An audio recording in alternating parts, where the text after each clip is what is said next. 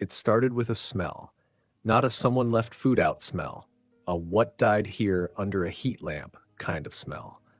I noticed it after a week of rain pooling around the corner of my backyard where the grass had turned yellow and mushy. At first, I figured it was runoff or a dead raccoon. I even brought out my dog to sniff around, but he refused to go near it. That's when I knew something was really wrong. Welcome to Prodigy Tales. Make sure you like and subscribe for your top-notch HOA drama. So I did what any adult with an HOA problem does. I called a plumber before I called a lawyer, and this guy was good. Had one of those fiber optic camera snakes and a serious hatred for anything involving non-permitted plumbing. After digging around and running the camera through a suspicious-looking drainage line I'd never noticed before, he hit gold, or rather hit gray water. Laundry waste, kitchen runoff, and possibly worse, all draining straight from Karen's house into mine. Turns out years ago, Karen had some shady contractor reroute her gray water line. Back then, that back corner of my yard technically belonged to the HOA, a sort of leftover strip between properties nobody maintained.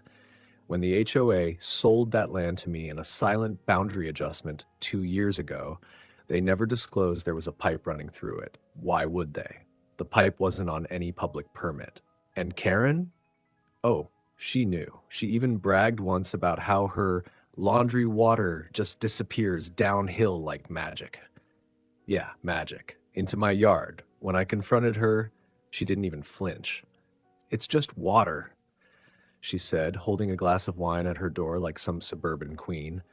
"You should be thankful it helps with your grass."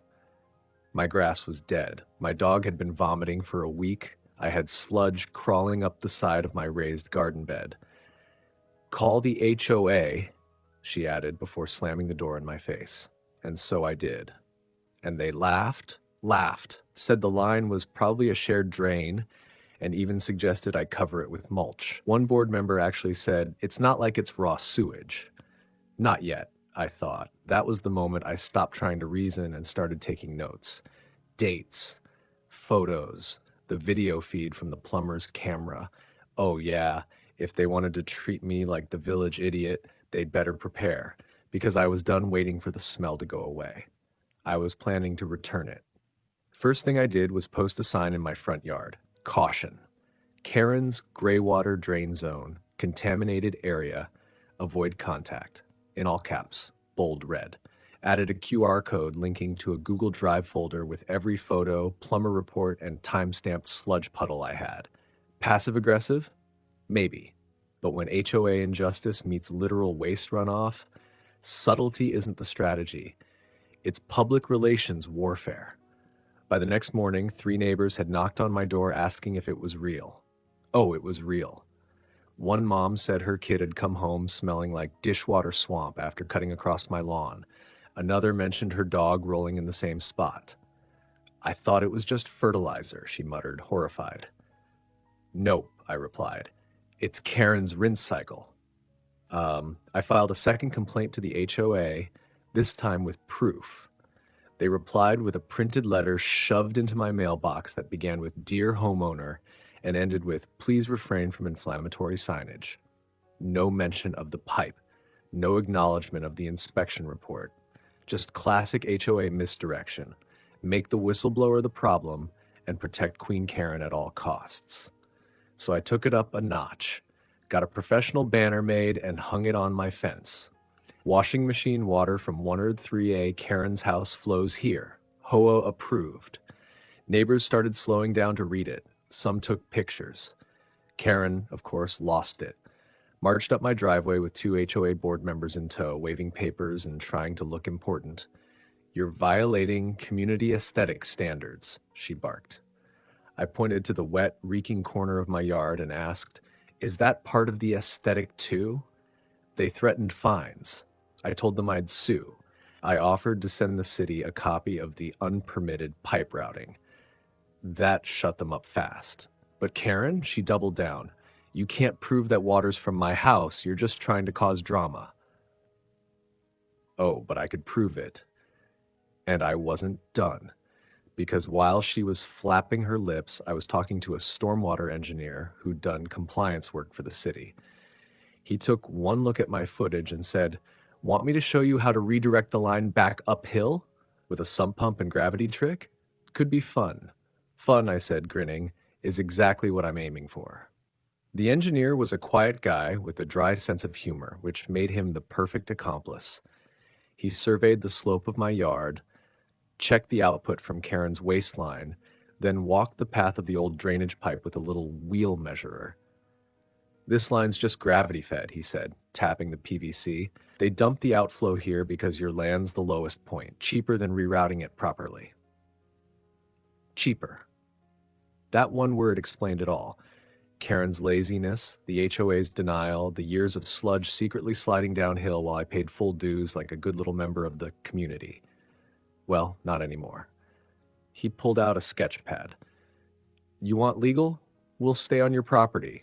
No tampering, but we can set up a redirection unit that feeds back toward the border of her lot." "Like, push it back where it came from?" I asked. "Exactly. Sump pump, small tank, timer switch, totally within your rights. And if you want to be creative, we can set the flow to trigger during prime hours." "Oh," I said, "I want to be very creative."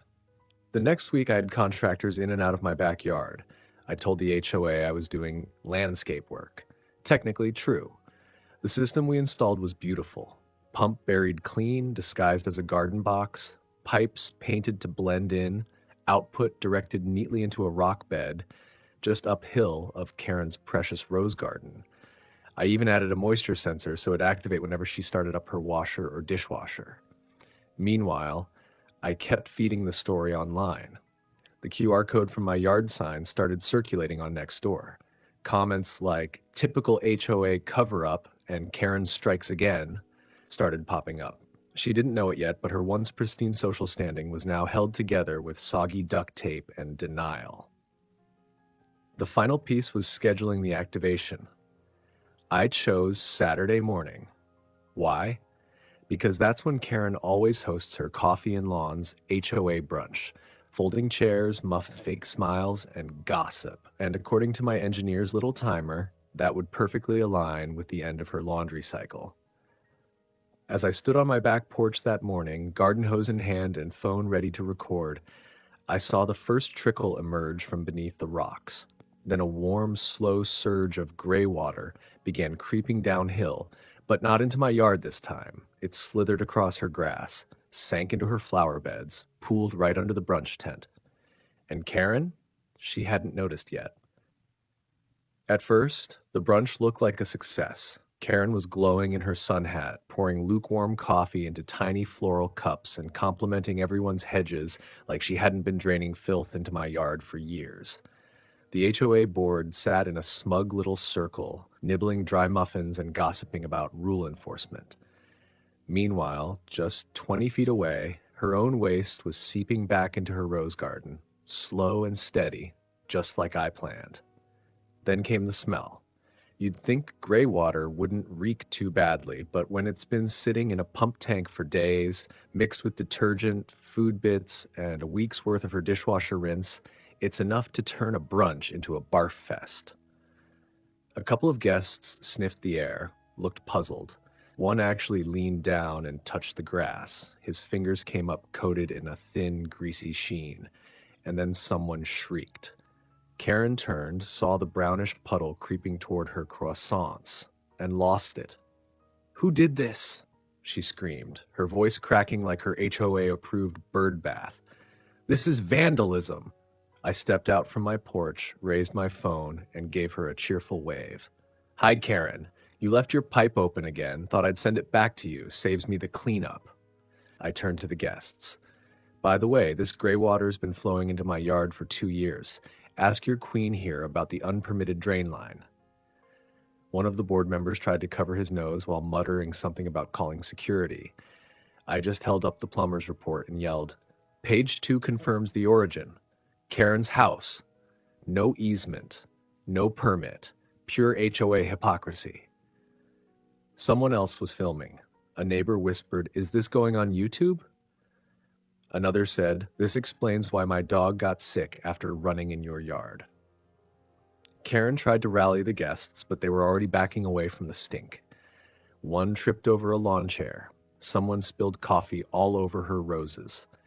I watched with satisfaction as the brunch turned into a stampede.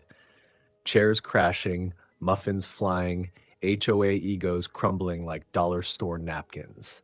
The HOA sent me a formal notice that night demanding I remove the retaliatory plumbing system. I replied with a scanned copy of the city's drainage code and one sentence: "All water redirected on my land, your move." The HOA backed off. Karen went silent, and her roses, let's just say, no amount of Miracle Grow could save them now. The end. Please like and subscribe for more HOA showdowns like this. Do you think Karen got what she deserved? Comment below.